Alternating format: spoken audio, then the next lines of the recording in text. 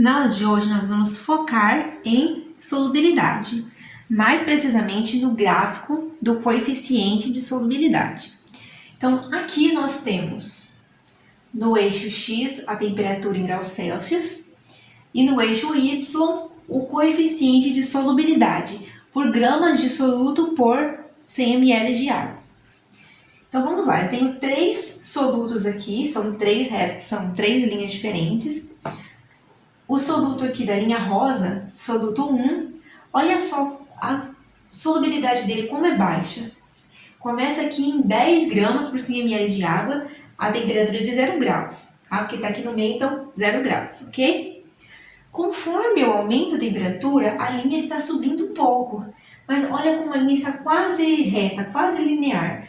Ou seja, a solubilidade aumenta pouquíssimo, mesmo com o aumento da temperatura. Então, nós podemos dizer que esse soluto é pouco solúvel. Ele é insolúvel quase, ele é pouco solúvel. Aqui nós temos o soluto 2.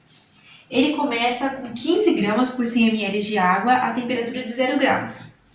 Mas conforme eu vou aumentando a temperatura, ele também vai aumentando a solubilidade. Ou seja, ele é diretamente proporcional ao aumento da temperatura. Aumenta a temperatura, aumenta a solubilidade.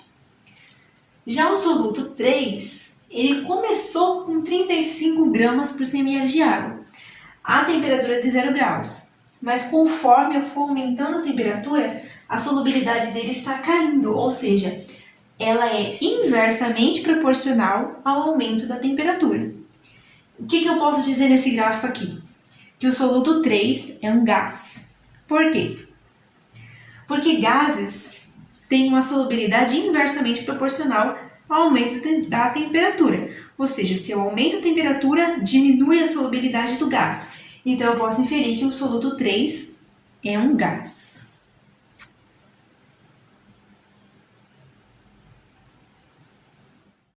O pessoal trouxe aqui mais um gráfico para a gente analisar. Aqui tem um soluto só, ok?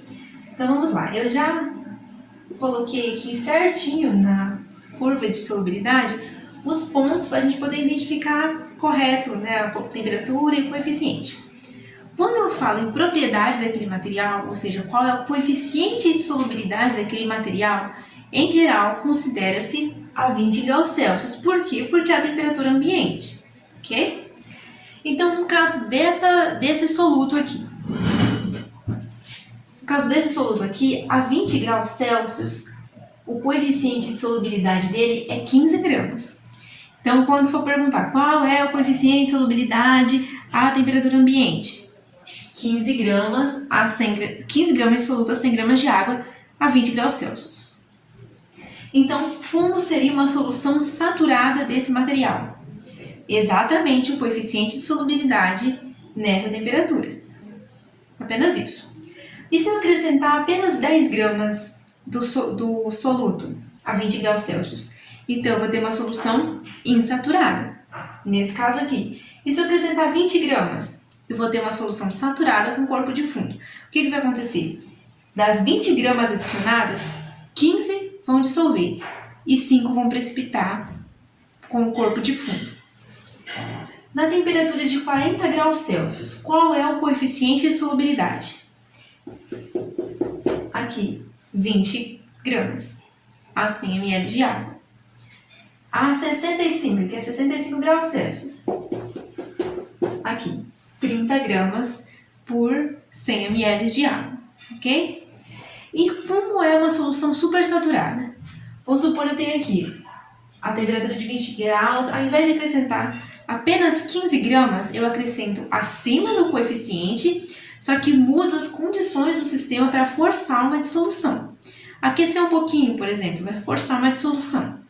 Ou outro técnico, outra aparelhagem. Enfim, alterar as condições do sistema para forçar uma dissolução. Aí eu gero uma solução supersaturada. Agora eu acrescentei no gráfico mais um soluto, ok? A linha rosa aqui. Esse soluto, ele começou aqui no zero, olha só, no ponto zero. Então, a 0 graus Celsius, a solubilidade dele também é zero, ou seja, ele está totalmente insolúvel. Lembrando que são dados hipotéticos, ok? Só para a gente poder entender a leitura do gráfico, tá? Então, aumentou a temperatura aqui a 20 graus Celsius. Qual é o coeficiente de solubilidade dele? 10 gramas. Então, aqui nesse ponto, as duas soluções, os dois solutos estão na mesma temperatura, 20 graus Celsius. Mas quem é mais solúvel? O pretinho aqui, que é o primeiro soluto que a gente adicionou. Agora a temperatura continua subindo. Agora cheguei aqui a 35 graus Celsius. Qual que é a solubilidade dele? 15 gramas. Você pode ver que a linha rosa ela está em todo momento abaixo da linha preta. Isso significa que esse soluto aqui é menos solúvel, ok? Ele é mais insolúvel do que o soluto da linha preta. Ainda no sentido de revisão, nós vamos aplicar aqui a constante de Avogadro. O que nos é perguntado aqui? Quantas moléculas em 10 gramas de adrenalina? Então, ele me dá a fórmula molecular da adrenalina. C9H13NO3. Então, o que ele nos dá aqui é o suficiente para a gente encontrar o número de moléculas, ok? Porque existe uma quantidade X de moléculas em 1 mol, ok? E esse 1 mol tem um peso em gramas. Então, vamos lá. O primeiro passo é encontrar a massa molar. Encontrar a quantidade de gramas em 1 mol dessa substância aqui. Então, vamos lá. Encontrar a massa molar. 9 vezes a massa do carbono, 108. 13 vezes a massa do hidrogênio, 13. 1 vez a massa do nitrogênio, 3 vezes a massa do oxigênio. Somando tudo, deu 183 gramas por mol, ok? Mas o exercício me dá apenas 10 gramas. Então, eu não vou ter nenhum mol de adrenalina aqui, eu tenho uma quantidade menor. Eu tenho apenas 10 gramas. Então, a gente vai agora encontrar o número de mols. Agora, o que a gente já descobriu que é a massa molar, nós acrescentamos aqui como informação adquirida, tá? E vamos para o segundo passo, encontrar o número de mols. Eu já sei que 1 mol tem 183 gramas e X mols, uma quantidade desconhecida, tem as 10 gramas da amostra que eu estou calculando.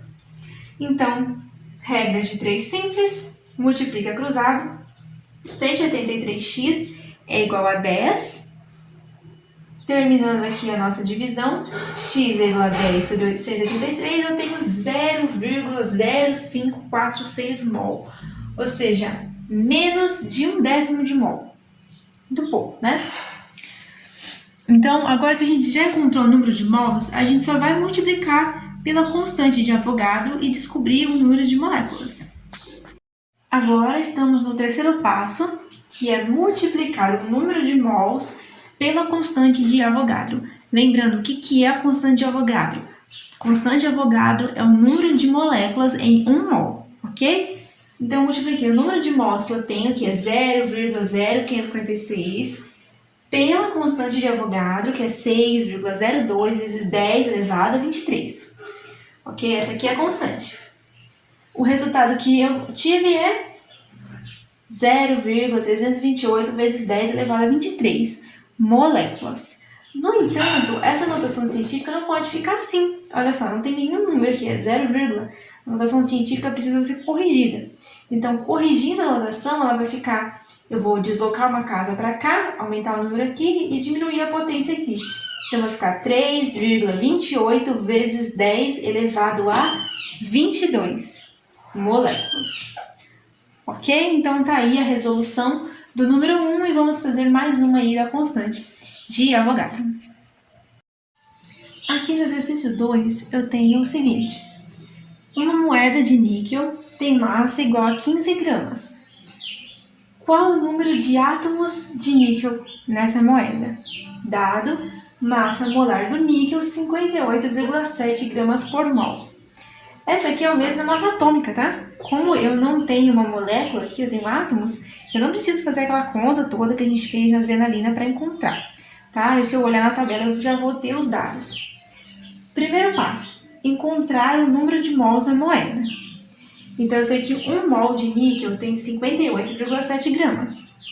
Mas eu tenho 15 gramas. Então, x mol, ok? Então, a gente vai fazer uma regra de 6 simples, uma regra de 3 simples, multiplica cruzado, 58,7x é igual a 15, ok? X é igual a 15 sobre 58,7. Encontramos aqui o nosso x é igual a 0,255 mols. Isso significa o que pra gente? Que essa moeda de 15 gramas tem 0,255 mols. Mas o exercício não está me pedindo o número de mols, né? Então a gente tem que ficar bem atento para não interpretar errado. O que o exercício está me pedindo? Ele está me pedindo o número de átomos de níquel. Tá? Então vamos para o próximo quadro. Nós vamos fazer o quê? Multiplicar o número de mols pela constante de Avogadro. Aqui já havia encontrado, né, o número de mols, aqui 0,255. Então eu vou apenas multiplicar agora pela constante de Avogadro. Então 0,255 mols vezes a constante de Avogadro, que é 6,02 vezes 10 elevado a 23, e o resultado é esse. 1,53 vezes 10 elevado a 23, o quê? Átomos, tá? Tem que sempre se atente pelo que o exercício está pedindo. No caso aqui, átomos, eu não tenho moléculas de níquel, né? Eu tenho átomos de níquel.